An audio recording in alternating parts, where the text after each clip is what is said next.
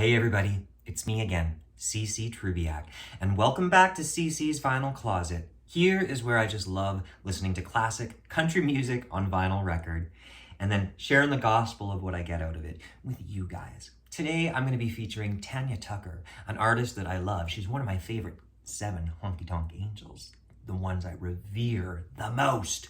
So if hearing about one of her early albums sounds like your kind of thing, or just discovering her for the first time, which I highly recommend you do, stick around, grab a comfy place to sit, turn up the volume, and get ready to take in the gospel of Tanya Tucker. Tanya Denise Tucker was born October 10th, 1958, and today she is 64 years old and still going strong. Maybe even better than ever. She was born in Seminole, Texas, the youngest of 3 children of Bo and Juanita Tucker. Her early childhood was spent primarily in Willcox, Arizona, where the only radio station in town played country music. The Tuckers attended concerts of greats such as Ernest Tubb and Mel Tillis. The story goes that Tanya told her father at the age of 8 that she wanted to be a country singer when she grew up. And boy, was that ever foreshadowing. Apparently in 1969, Mel Tillis was so impressed when he heard her sing, he invited her on stage, making her debut. When the Tucker family moved to Nevada in 1969, Tanya recorded a demo tape that gained the attention of songwriter Dolores Fuller, who then sent it to producer Billy Sherrill, of all people. I mean, I'm not kidding you guys. This is one of the things that I love most about the story of Tanya Tucker. He was the head of artists and repertoire at CBS Records. This man was so impressed with the demo tape, he signed the Teenage Queen in the Making to Columbia Records. Pow! Like explosives. The rest would become Tanya's history. To be clear, I've been a fan of Tanya Tucker my whole 44 years of life. I'm not a stranger to her story, her albums, all of that. She has released 26 plus albums between 1972 to 2023, and I've got pretty much every single last one of them too, right here at CC's Vinyl Closet. What a career and showing of albums Tanya has recorded over time, often growing and shifting subgenres, always staying true country. I've loved it all, and today, here at CC's Vinyl Closet, I'd like to highlight the album that started it all. Tanya Tucker, Delta Dawn, released on Columbia Records in 1972 and produced by Billy Sherrill. Oh boy, yes, I'm excited. Not only did it contain that signature classic title song, Delta Dawn, but it featured 10 other country songs in that golden era of Billy Sherrill. The personnel of musicians are incredible, including the Jordanaires and the Nashville Edition on all of these gorgeous background harmonies. In my opinion, it's a bit of a masterpiece album for this country fan. Song-wise, we must start with that classic title tune, Delta Dawn, written by Larry Collins and Alex Harvey. It had already previously been recorded in 1971 by Bette Midler and was even a #1 hit for Helen Reddy in 1973. Yet it remains best known as a Tanya Tucker song. I wonder why. At 13 years old, Tanya sings this song with a very distinctive vibrato that, along with her age, was one of the very first things to draw attention to this confident, charismatic youth. Now get this, she recorded this song 2 weeks after signing her contract with Columbia, and it's kind of incredible. What a great way to introduce audiences into the world of Delta Dawn, this faded former Southern belle from Brownsville, Tennessee, who at 41 is obsessed with the long ago memory of a suitor who jilted her. Classic. These lyrics are perfectly descripted, and you're drawn into the world via the lens of Tanya, a child with a voice itself sounding far more mature than her actual age. And it's timeless. She's a 41 and her daddy still calls her baby. All the folks around Brownsville say she's crazy, 'cause she walks downtown with a suitcase in her hand, looking for a mysterious dark-haired man. In her younger days, they called her Delta Dawn, the prettiest woman you ever laid eyes on. Then a man of low degree stood by her side, and he promised her he'd take her for his bride. Delta Dawn, what's that flower you have on? Could it be a faded rose from days gone by?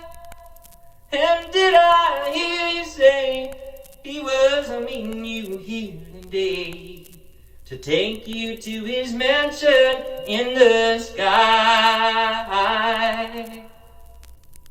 Tanya's version of Delta Dawn hit number 6 on the country charts in the spring of 1972, and I Now See It was released by a slew of country artists in this period, like the outlaw himself, Waylon Jennings, and country queen Loretta Lynn. Now let's face it, it's a Tanya Tucker song.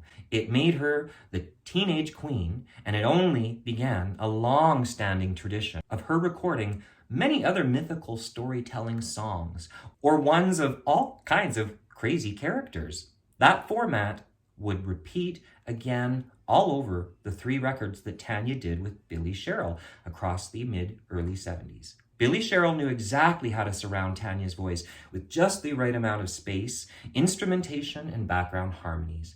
There's grit on a song called New York City Song, where Tanya sings, I'm sitting in this New York City hotel room alone, wishing I was somewhere else or on my way back home.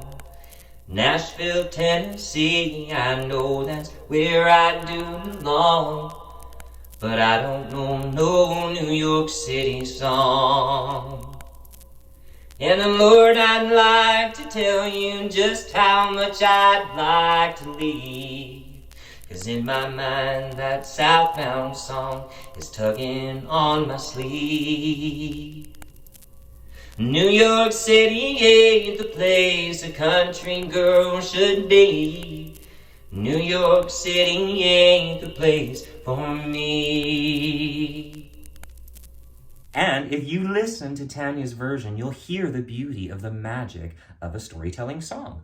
On side 2, Tanya does some top-notch interpretations of both Hank Williams' I'm So Lonesome I Could Cry and our friend Donna Fargo's The Happiest Girl in the Whole USA. Personally, I love them both, and the story goes that initially Billy Sherrill and Columbia wanted to release Happiest Girl as Tanya's first single, thinking that it could be more fitting.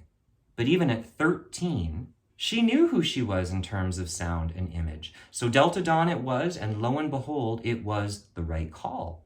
But again, I think her versions of all of these tracks on the record are worthy listens and potentially could have been great singles too. And actually, the Jamestown Ferry was also released as a single in 1972 in conjunction with a song called Love's the Answer as a double A-side single. And it went all the way to number 5 on the country charts. Talk about epic narrative cinematic country music.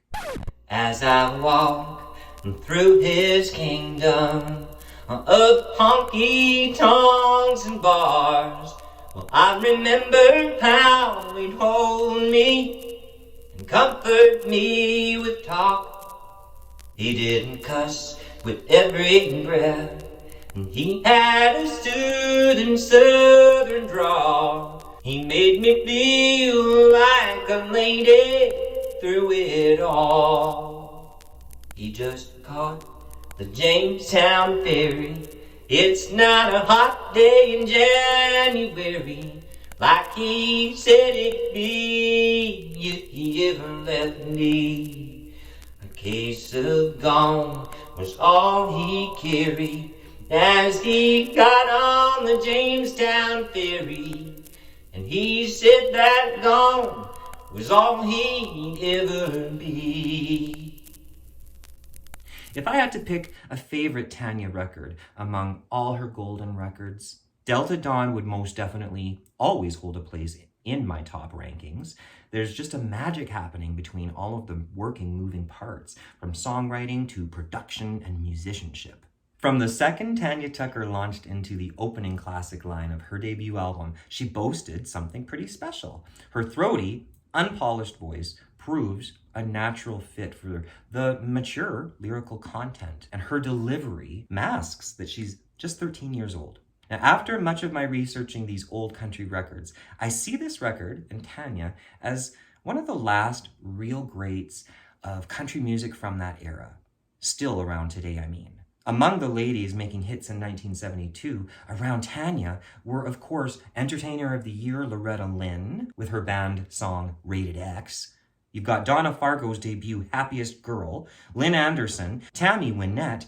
I mean, the list goes on and on. This is the album that launched her among the true greats and ignited love from legions of fans for decades.